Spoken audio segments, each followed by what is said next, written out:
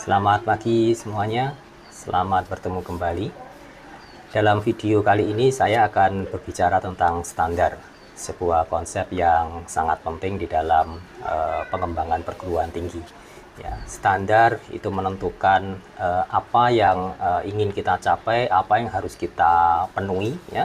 Dan kalau kita kaitkan dengan pembicaraan kita tentang visi dan bagaimana kita mencapai visi tersebut, maka disitulah peran standar menjadi terlihat dengan jelas, ya. Karena ketika kita berbicara tentang sesuatu yang ingin kita capai di masa depan, nah kita tentu saja ingin atau perlu menggambarkan sesuatu yang akan kita capai itu seperti apa.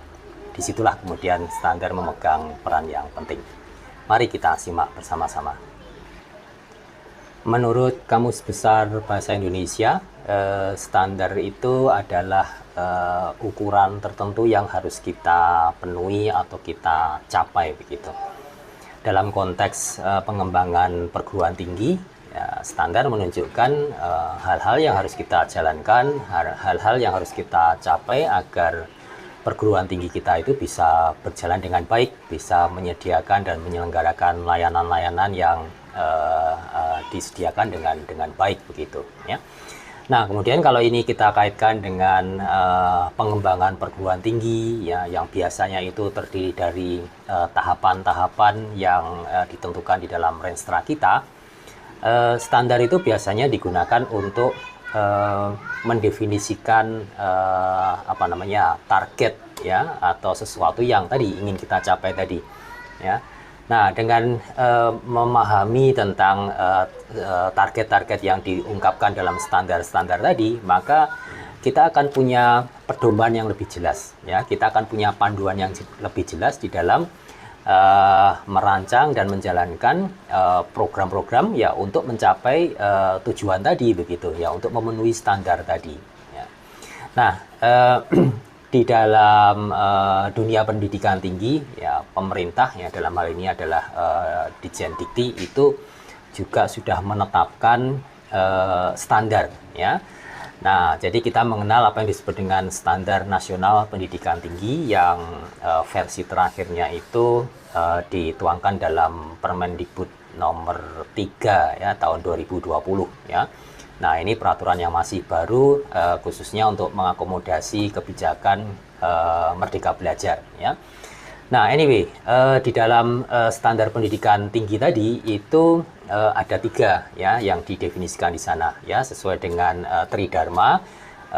Ada standar tentang pendidikan, tentang penelitian, dan juga tentang pengabdian kepada masyarakat. Nah, yang perlu dipahami adalah standar yang didefinisikan di dalam Permendikbud nomor 3 tahun 2020 ini, itu adalah standar yang sifatnya minimal, basic, ya.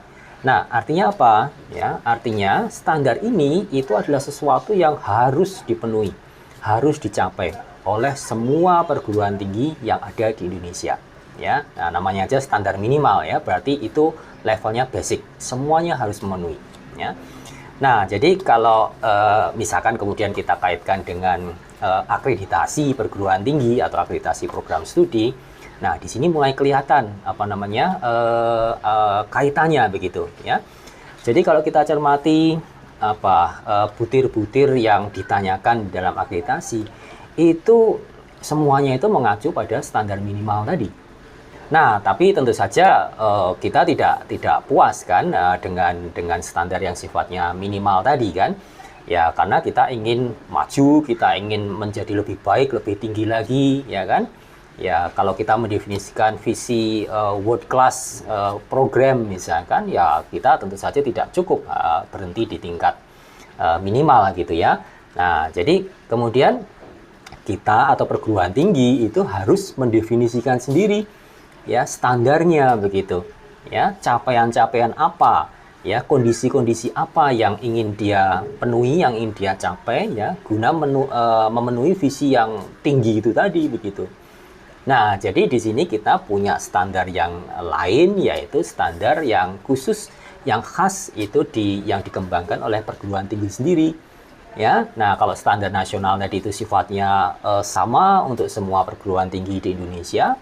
Kalau standar perguruan tinggi, maka ya dia khas dan hanya spesifik berlaku di perguruan tinggi yang bersangkutan, ya. Dan posisinya ini juga unik, ya, karena standar pendidikan tinggi itu memang standar yang dibuat khusus untuk melampaui, ya, untuk melampaui standar nasional yang didefinisikan oleh pemerintah tadi, ya. Nah, pelampauan ini yang itu kemudian bisa kita arahkan untuk tadi mencapai visi dari perguruan tinggi yang bersangkutan. Misalnya kalau kita lihat saja bidang penelitian begitu ya. Nah, di dalam standar nasional Dikti itu tidak ada uraian yang menyebutkan tentang capaian tertentu begitu ya, atau level tertentu yang harus dicapai oleh sebuah perguruan tinggi atau program studi terkait dengan penelitian tadi. Nah, tetapi kalau prodi kita atau perguruan tinggi kita itu ingin menjadi terkenal di dunia internasional, ya, nah maka kan penelitian kita tidak bisa hanya sekedar menjalankan penelitian saja. Ya, kita harus punya satu capaian yang tinggi begitu, ya. World class research misalkan, world class publication, ya. Nah, ketika itu kemudian kita jadikan sebagai standar, nah maka kemudian world class research atau world class publication tadi itu menjadi sesuatu yang ingin kita capai begitu, ya. Nah, itulah yang kemudian nanti akan dituangkan di dalam standar perguruan tinggi.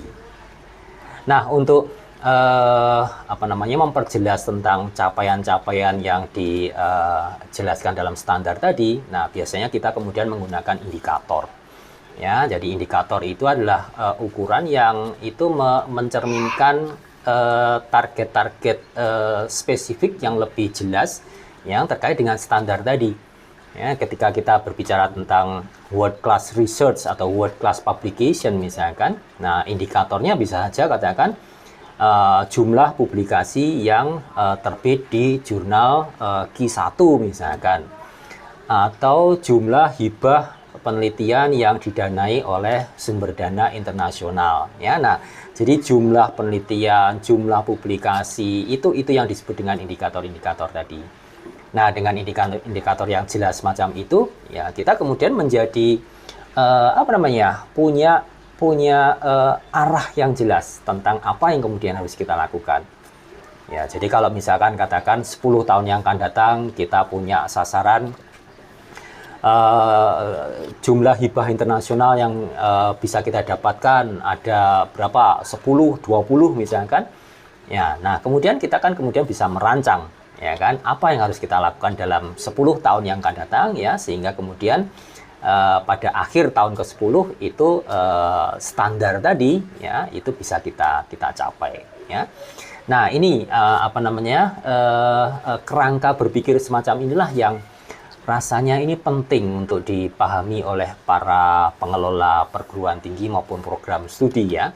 Sehingga kemudian apa yang kita lakukan di dalam keseharian kita, ya, banyak sekali kegiatan tridharma yang kita lakukan itu punya arah yang jelas, punya tujuan yang jelas, ya. Jadi tidak hanya sekedar kita mengajar, membimbing, meneliti, ya, publish paper, ya, tetapi semua itu kemudian dikaitkan dengan apa yang ingin kita tuju, apa yang kita cita-citakan begitu, ya. Ya, sehingga kemudian penyelenggaraan perguruan tinggi atau program studi kita itu menjadi purposeful, menjadi terarah begitu. Standar itu tidak hanya bisa kita definisikan untuk 3 aspek tridharma saja, ya, tetapi kita juga perlu untuk mendefinisikan standar di aspek-aspek penyelenggaraan perguruan tinggi yang lain, ya, dalam tata kelola misalkan, ya, dalam keuangan, dalam SDM, ya, layanan kemahasiswaan dan banyak lagi, ya. Jadi kalau Anda perhatikan instrumen akreditasi yang baru itu di sana ada, ya. Jadi di tiap kriteria itu ditanyakan standarnya seperti apa, indikatornya seperti apa, ya. Nah, jadi ini menunjukkan bahwa penyelenggaraan perguruan tinggi itu bukan hanya sekedar kita menjalankan kegiatan-kegiatan tridharma, ya, tetapi aspek-aspek pendukung yang lain itu juga harus disiapkan dengan baik. Tidak mungkin bagi kita untuk menjadi world class university atau world class program begitu ya, ketika tata kelola kita tidak baik. Ketika misalkan pengelolaan SDM kita itu tidak baik, ya. Nah, jadi semuanya itu harus konvergen, semuanya itu harus mengarah pada satu tujuan yang sama, ya, pencapaian visi itu tadi, ya. Nah, satu hal lagi yang tidak boleh kita lupakan itu adalah setelah kita mendefinisikan semua standar, ya kan, dengan semua indikatornya. Ya, baik indikator yang sifatnya IKU, indikator kinerja utama, yang itu mencerminkan keterpenuhan standar nasional dikti, maupun IKT, ya, indikator kinerja tambahan yang menunjukkan keterpenuhan dari standar-standar tambahan dari perguruan tinggi. Nah, jangan lupa untuk melakukan monitoring dan evaluasi, ya. Jadi kita harus selalu mengukur, ya, capaian-capaian kita in terms of indikator-indikator yang sudah kita tetapkan tadi, ya. Jadi kalau tadi kita contohkan misalkan ada standar dan indikator yang berbicara tentang riset, ya, riset internasional, publikasi internasional, ya kan. Nah, maka secara periodis, ya, tiap tahun lah misalkan, ya, kita harus mengukur. Ya, tahun ini berapa jumlah hibah riset internasional kita, berapa jumlah publikasi internasional kita, tahun depan berapa, 5 tahun lagi berapa, dan seterusnya. Nah, dengan melakukan pengukuran atau monitoring secara periodis tadi, kita akan punya data, ya kan, kemajuan kita seperti apa, ya kan. Nah, jadi dari data tadi itu kemudian kita bisa melakukan evaluasi apa yang sedang terjadi, ya. Apakah capaian-capaian kita itu sudah sesuai dengan target kita, ya, tujuan kita, atau misalkan ada problem, ada kendala gitu, ya. Nah, itu baru akan ketahuan, ya, ketika kita melakukan monitoring dan evaluasi tadi, ya. Nah, jadi yang ingin saya sampaikan, Monef itu menjadi penting karena ia adalah sebuah instrumen yang bisa kita gunakan untuk mengetahui, ya, seberapa jauh kita sudah berjalan, ya, seberapa jauh lagi kita masih harus melangkah ke depan, ya.